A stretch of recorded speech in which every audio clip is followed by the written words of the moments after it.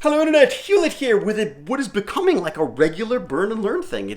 I'm creating a habit, a good habit for a change. Now, if I could just lose the habit of the pounds of wine gums and chocolates and Christmas puddings that I'm still still seem to be devouring every evening, I would be better served. But still, 60 minutes on the torture device every other day. What are you doing?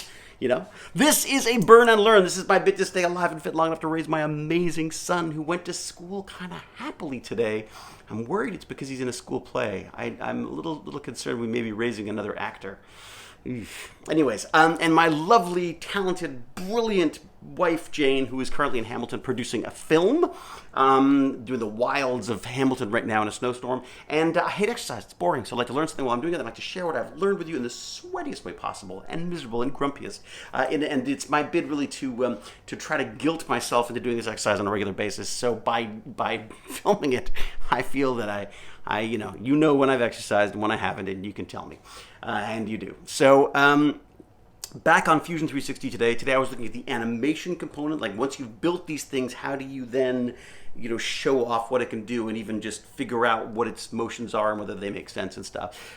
So working with the animation thing, a little disappointing, I gotta say. I realize now why all these technical videos are kind of clunky looking. It's because the animation is very rudimentary on this system. It's nowhere near as fancy pants as I'm used to with Cinema 4D or even After Effects and all the great stuff you can do with Red Giant and After Effects and 3D models and stuff. When you get to the Fusion 360 animations, it's a bit sort of like things come apart, things go together, a camera sort of goes clunky clunk. So I guess that's just my film snobbery, my VFX snobbery coming through. But I think what I'll do is, if I do want to show stuff off in a flashy way, what I would do is I would model it in Fusion 360 and then export them, put them into like Cinema 4D and jazz them up and get some After Effects on them as well. Like you could really have some fun with this. You could really do some cool stuff. Very, very interesting. Although, as I say, it's a little disappointing just because I'm watching them do it. I'm like, really? That's it? That's all you could do? That's So it's not really intuitive for that. It hasn't been designed for that. There's two different systems.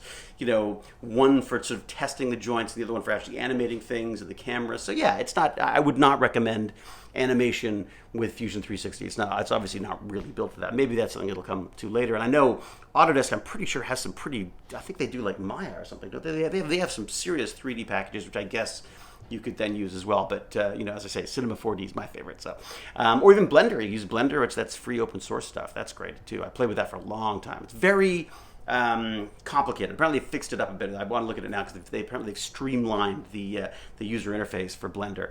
I've recently switched to Cinema 4D and really kind of enjoy that too. Also because my friends run the company. Not run the company, but no, I guess they do now. Come to think of it, yeah, that's right. Red Giant, Maxon, they got together. They're having a company. Anyways, so that was the learn part of my burn and learn. I've got this.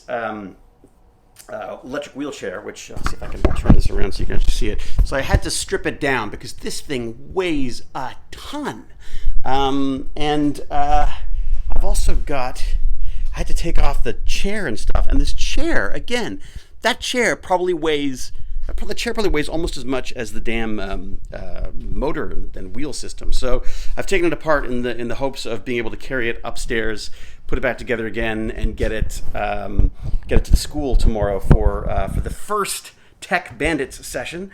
So really looking forward to that. There is job action, unfortunately, which is kind of a drag. So my teacher friend won't be able to help me with the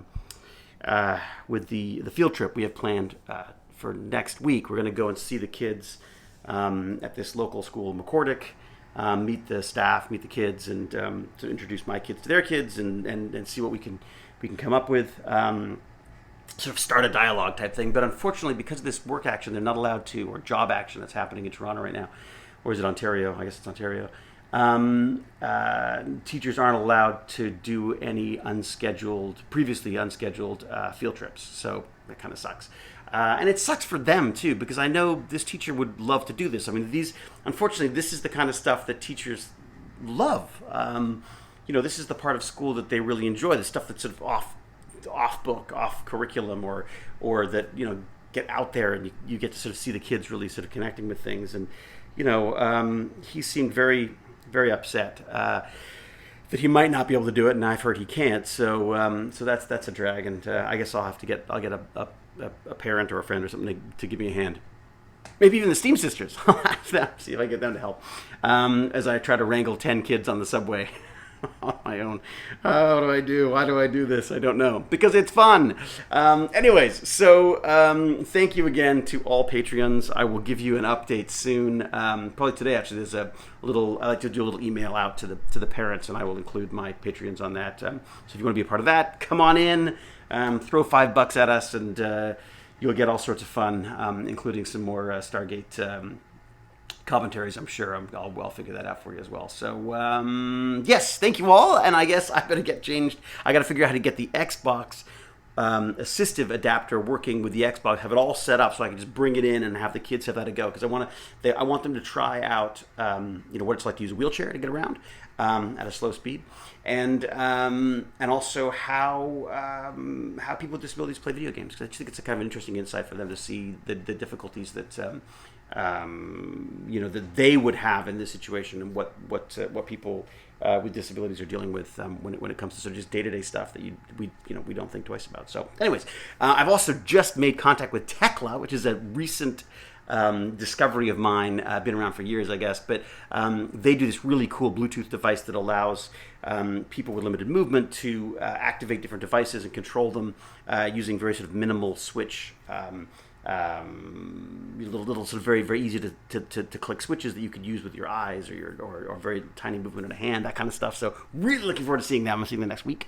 And thank you very much, Tekla, for responding to my little tweet and jumping right on that. Yeah, until we geek again, sweaty or not, it better be sweaty, because that means I'm exercising. Cheerio!